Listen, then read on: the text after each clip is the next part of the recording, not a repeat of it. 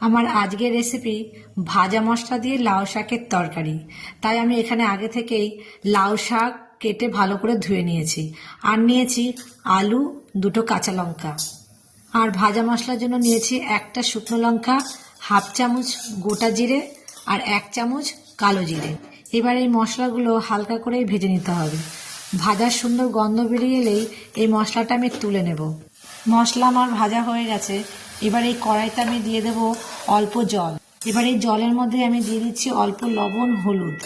এবার একটু নাড়িয়ে ওই কেটে রাখা শাকটা আমি দিয়ে 2 মিনিট মতন শাকটা আমি সিদ্ধ করে নেব। শাকটা আমার এখানে সিদ্ধ করা হয়ে গেছে। এবার এই জল সমেতই আমি একটা বাটিতে তুলে নিচ্ছি। এবার আমি কড়াইতে সর্ষের তেল দিয়ে দিচ্ছি। এইখানে কিন্তু আমার কোনো ফোড়ন যাচ্ছে না, যেহেতু এটা ভাজা মশলা দিয়ে রান্না হচ্ছে, তাই এখানে আমি এই তেলের মধ্যে আলু আর কাঁচা লঙ্কা দিয়ে দিচ্ছি।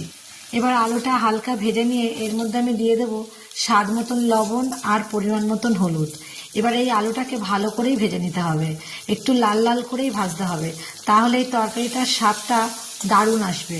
এখানে আমার আলুগুলো ভালো মতোই ভাজা হয়ে গেছে। এবার এর মধ্যে আমি দিয়ে দেবো সিদ্ধ করে নেওয়া ওই লাউ শাক।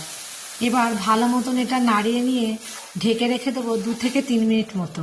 2 থেকে 3 মিনিট তরকারিটা আমার রান্না করা হয়ে গেছে। এবার আমি ঢাকা খুলে নিয়ে আলুগুলো দেখে নেব যে সিদ্ধ হয়েছে কিনা। দেখুন আলুগুলো খুব সুন্দর সিদ্ধ হয়ে গেছে।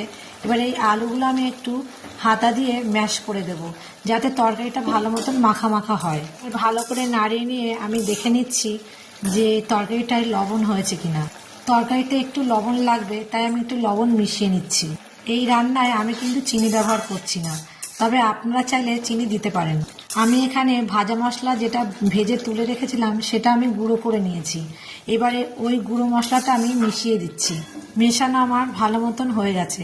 এবার আমি এটা ঢেকে রেখে দেবো 1.5 থেকে 2 মিনিট মতন, গ্যাসের ফ্লেমটা লোতে রেখে। 1.5 থেকে 2 মিনিট পরে ঢাকা খুলে নিলেই তৈরি আমাদের ভাজা মশলা দিয়ে লাউ শাকের তরকারি। এই তরকারিটা দেখতে একটু কালো হয়, কিন্তু খেতে হয় দারুণ। এই রেসিপিটা আমার মা বানাতেন। আজ আর মা আমাদের মধ্যে নেই, কিন্তু মার করা রেসিপিটা আপনাদের কাছে শেয়ার করলাম।